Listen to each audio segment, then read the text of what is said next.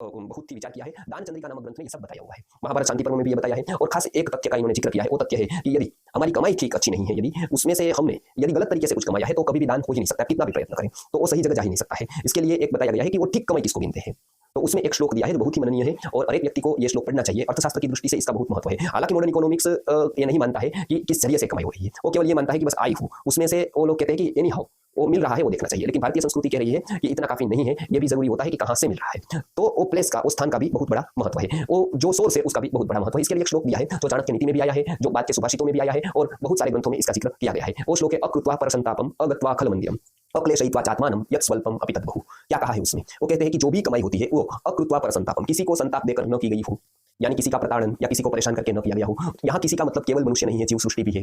यहाँ पर बाकी की और भी आयाम है कि जो कम से कम जो संसाधन कुदरत के है उसको नुकसान किए बिना ही उसको लिया गया हो। यदि वो जितने प्रमाण में कुदरती संसाधनों को नुकसान होता हो, हानि होती हो, कोई और तरीके से हानि, तो वो लेने वाला भी उसमें सहभागी हो जाता है, यानी काम करने वाला भी उतने प्रमाण में उसका सहभागी होता है। तो ये पहला बताया अकृत्वा परसंतापम। पर का क्या अर्थ है? केवल मनुष्य नहीं, पशु पक्षी वृक्ष वनस्पति इत्यादि इत्यादि सब कुछ आ गया। पर को संताप किए बिना जो प्राप्त करता है वो पहली शर्त है। इसके लिए सबसे पहले पर्यावरण का विचार भारत ने किया था। आज हम देखते हैं पूरा पर्यावरण का नाश करके बहुत सारी कंपनियां ये गाना बजाती है कि पर्यावरण को बचाओ, उसे ट्री को लगाओ, वो करो CSR से सब करती रहती है। लेकिन पहले उन्होंने ही शुरू किया है ऐसा काम कि जो पर्यावरण के विरुद्ध में है, तो ये एक जीव सृष्टि के विरोध में है। तो संपूर्ण जीव सृष्टि पर्यावरण का हो आ गया पर से, तो उसका संताप किए बिना जो भी कुछ प्राप्त होता है वो उत्तमता की निशानी माना गया है, वही ठीक है ऐसा माना गया है। तो अकृत्वा परसंतापम।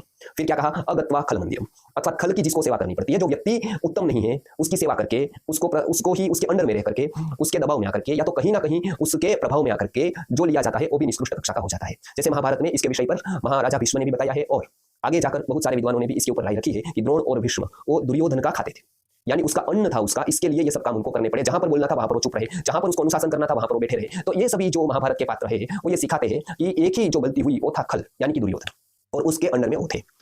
तो ये है खल मंदिरम अगत्वा, मतलब वहां पर जाना न पड़े, ये दूसरी आवश्यक बात है कमाई की। अगत्वा खल मंदिरम, यानी कि खल के पास न जाते हुए, खल के प्रभाव में न आते हुए, ये दूसरी बात है। फिर तीसरा जो है वो बहुत महत्वपूर्ण विषय है अक्लेशयित्वा चात्मानं, यानी कि आत्मा को क्लेश न देते हुए। शरीर को, मन को क्लेश होता है, कोई बात नहीं, वो हो सकता है, वो तो तुरंत ही बाद में आराम हो जाता है, और उसका क्लेश है वो बहुत जगह स्वास्थ्यवर्धक भी हो सकता है, वो एक प्रकार की एक्सरसाइज भी हो सकती है, श्रम भी हो सकता है, ये सब कुछ है। लेकिन यहाँ पर जो बात की गई है वो अक्लेशयित्वा चात्मानं लिखा गया है, माने आत्मा को क्लेश दिए बिना। आत्मा को कब क्लेश होता है? जब अप्रामाणिकता, जब कोई प्रकार की जो ये कहते हैं चीटिंग, या तो फिर सिद्धांतों के विरुद्ध जाकर कुछ काम करना, बहुत लोगों का नुकसान थोड़े लोगों के लिए करना, बहुत लोगों को स्वास्थ्य की हानि करना, ये सब जितने भी है, बहुत लोगों की हिंसा कर देना, ये सारे है, उसमें अपना आत्मा दाव पर लगता है, बहुत कुछ दाव पर लग जाता है वहां पर। तो क्या मिलता है वो तो व्यक्ति को दिखता है, लेकिन उससे क्या जाता है वो व्यक्ति को दिखता नहीं है। इसके लिए तीसरी बहुत बड़ी बात बताई अक्लेशयित्वा चात्मानं यत् स्वल्पम अपि तद्बहु, वो थोड़ा भी हो उसको बहुत मानना चाहिए, क्योंकि व्यक्ति को जरूरत कितनी है उसकी सापेक्ष में ही व्यक्ति का नापन रहेगा। व्यक्ति को कितना भी दे, लेकिन यदि वो दृष्टि, यदि वो भाव, यदि वो समझ नहीं है, तो व्यक्ति हमेशा असंतुष्ट, लालची, एक व्यग्र अवसाद वाला ही रहेगा। इसके लिए एक नियम हमेशा याद रखें, कुदरत नीड सबकी पूरी कर सकती है, इतना सामर्थ्य है उसके पास, नीड सबकी, केवल मनुष्यों की नहीं, पशु पक्षी सभी की वो नीड पूरी कर सकते हैं, सभी पूरी की पूरी सृष्टि की वो नीड पूरी कर सकती है कुदरत। ग्रीड एक व्यक्ति की पूरी नहीं कर सकती हो।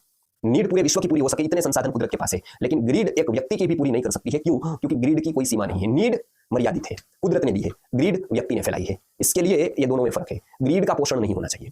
तो यहाँ पर ये सारी बातें बताई, उसमें भारतीय अर्थशास्त्र हमेशा नीड पर रहा, वो ग्रीड पर नहीं गया। इसके लिए यहाँ उत्तम अर्थशास्त्र का फैलावा हुआ जो एथिक्स के साथ सम्मिलित था। बाहर के देशों में जो अर्थशास्त्र पनपा वो एथिक्स के साथ नहीं चलता था, उसका एक स्वतंत्र दायरा था। तो वो लोग कहते हैं कि there is no relation between economics and ethics, मतलब कोई संबंध नहीं है इकोनॉमिक्स के और एथिक्स के बीच में। लेकिन हमारे यहाँ किसी भी वस्तु की शुरुआत वो नीति से होती है। इसके लिए ये बहुत जरूरी है कि जो दान देना है वो कहाँ से देना है, धन के रूप में देना है, शक्ति के रूप में देना है, अलग अलग मार्ग है। उसमें से यदि प्राप्त की जाए कि जो प्राप्त कर रहे हैं वो किस साधन से कर रहे हैं, वो साधन शुद्धि भी बहुत महत्व रखती है। तो ऐसे साधन होने चाहिए जिसमें ये 3 शर्तों का अनुपालन होता हो। ये 3 शर्तें बता दी, वो 3 शर्तें हैं। तो पहले इसमें है वो बता दिया है कि अकृत्वा परसंतापम अगत्वा खलमंदिरम अक्लेशयित्वा चात्मानं यत् स्वल्पम अपि तद्बहु। ये 3 जो शर्तें हैं वो जितने ज्यादा प्रमाण में मिलते जाएंगे उतना ही साधन शुद्धि रहती है, उतनी होती जाएगी, और वही पूरी शक्यता रहेगी कि वो यथार्थ जगह पर जाए। नहीं तो अयथार्थ अर्थात गलत जगह से आई हुई शक्ति, आया हुआ पैसा, आया हुआ साम्राज्य, कुछ भी ले लीजिए, यदि वो गलत जगह से, गलत जरिए से आया है तो कभी भी वो सही जरिए से सही जगह पर कभी भी पहुंचता ही नहीं है। ये बात आप याद रखें, ये बहुत ही बड़ा मनोविज्ञान है, बहुत ही बड़ा समाजशास्त्र है। गलत जरिए से, गलत जगह से आया हुआ कुछ भी सही जगह पर सही जरिए से नहीं पहुंच पाता है, ये कुदरत का एक नियम है। तो ये पूरी की पूरी बात जो अर्थशास्त्र की थी वो हमने बताई।